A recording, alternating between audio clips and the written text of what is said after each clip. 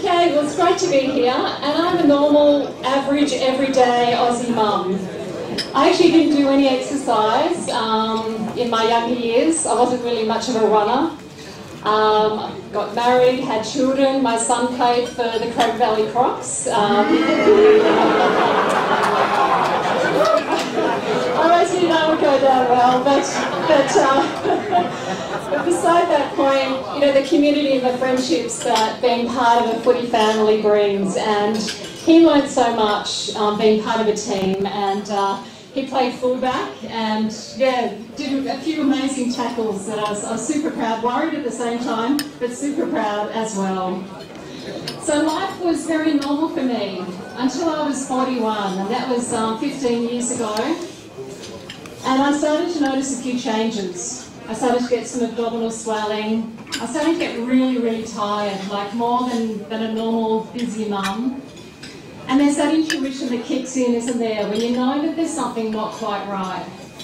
So I made an appointment with my doctor, and that day I was diagnosed with ovarian cancer.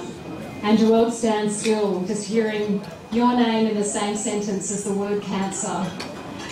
So fortunately, it was found stage 1. I had surgery, and the cancer, yeah, it was all taken out.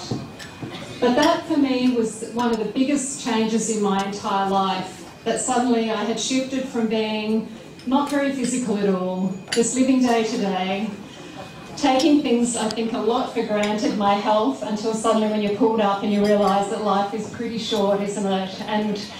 And so coming out of that, my doctor said to me, Heather, you know what, I reckon it'll be a good idea if you did a little bit of exercise. It's going to help you with your recovery and also your mental health as well, and do something that you can do with your kids.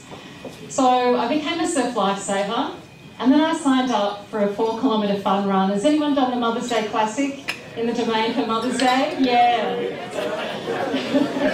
It's a really great race. And so I signed up for that, and actually I had a pair of Dunlop volleys, just like Laurie, proper running shoes. And I had my old gardening shorts and an old t-shirt. Took myself off to Centennial Park, and we had 2.5 weeks to train for this 4K race. And I remember getting about 1 kilometre into the run, just thinking, oh, what have I done? This is really embarrassing. I can't run. This is really hard.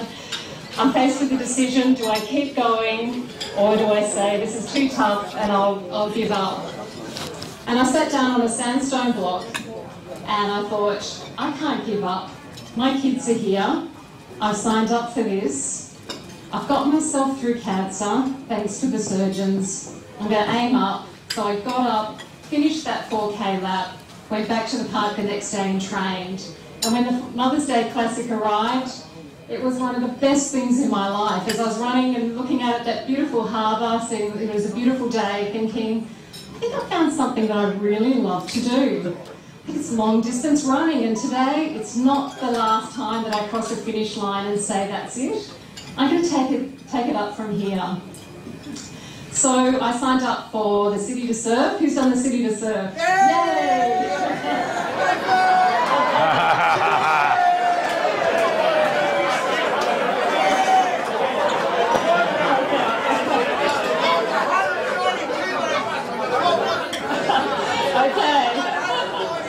Good on you. And then from the City to Surf, I thought if I can run 14 Ks, then I can run 21. And if I can run 21, I can run 42. And I signed up for the Sydney Marathon and got through it. And a lot of the purpose that comes in life is for me to be able to raise funds and awareness for ovarian cancer, for other women that have been diagnosed and have this challenging, I guess, experience in life. So I was enjoying those road marathons, but there was something inside me that was thinking, well, maybe there are marathons that you can kind of have a bit of an adventure as well as running your 42 Ks. And I found out about this marathon at the North Pole. So I signed up, and then I thought, how on earth do you actually train for something like that? And so I thought, well, the beach sand is a fantastic thing. It's very similar to what running in snow would be like. As for the cold, I thought about hiring an industrial freezer and getting a treadmill, but I thought, no, I don't really like running on treadmills. I'll just get out and run at Centennial Park. And I buy myself the thermals and my ski goggles and all my Gore-Tex gear and trained that way. And then rocked up at the North Pole, and there are 44 competitors from all over the world. These amazing, you know, elite, hardened marathon runners. And this 50-year-old mum from Coogee rocking up in her gear.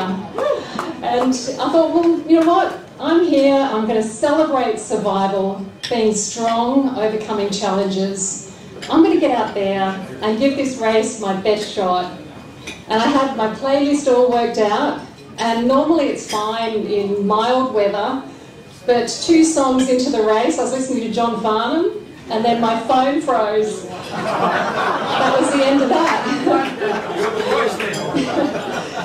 And it was a really amazing race that there I was up on this floating ice floe at the geographic North Pole, running these 12 loops around a temporary research base that is set up there each year.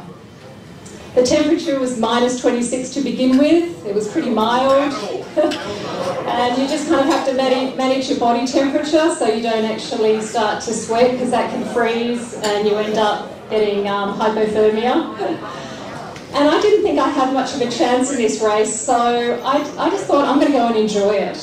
But as the time went on, the conditions changed, the wind picked up, it dropped to -42. It was phenomenally challenging. But when we're faced with challenges, what you can find within yourself to get through that. And I was thinking about, you know, the journey in life, you know, my friends and family who'd helped me get through ovarian cancer. And I crossed that finish line in first place female, which was amazing.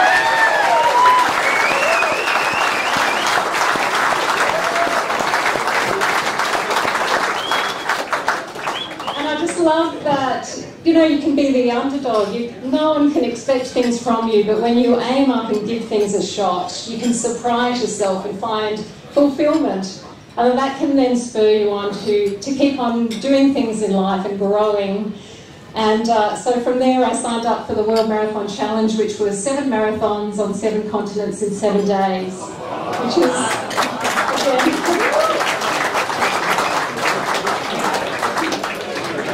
and again, you know, just thinking, well, how do you train for something like that? It was challenging, but again, it was something that you can do, just take that step up. And so the first marathon was in Antarctica, and fortunately that wasn't quite as cold as the North Pole. So I ran the 42 Ks on the Union Glacier down there, jumped on the flight back to Chile, ran the 42 Ks there, hopped on commercial airlines, which meant that we're relying on their timing, had to check through immigration, relying all of that, and had to do it within the 7 days time frame. So you can imagine there are times where your stress levels are super high. But from Chile, we ran in Miami, to Madrid, Morocco, and then the final one, after Dubai, then the final one was in Sydney. And that was really wonderful to be able to have family and friends. It was run along the Manly Promenade. We had until 8 AM that next morning to finish the marathon. And everyone managed to do it before dawn. So it was quite a journey. But through all of this,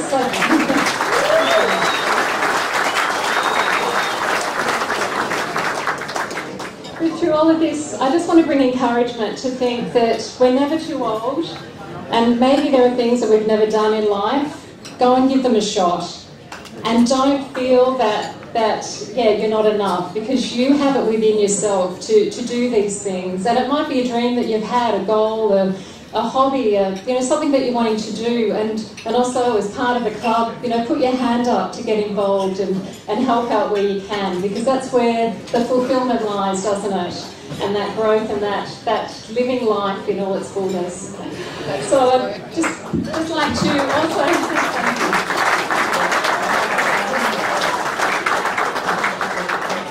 I've got a couple of books that I would love to donate and give away. So we thought whether we have it as part of a raffle or...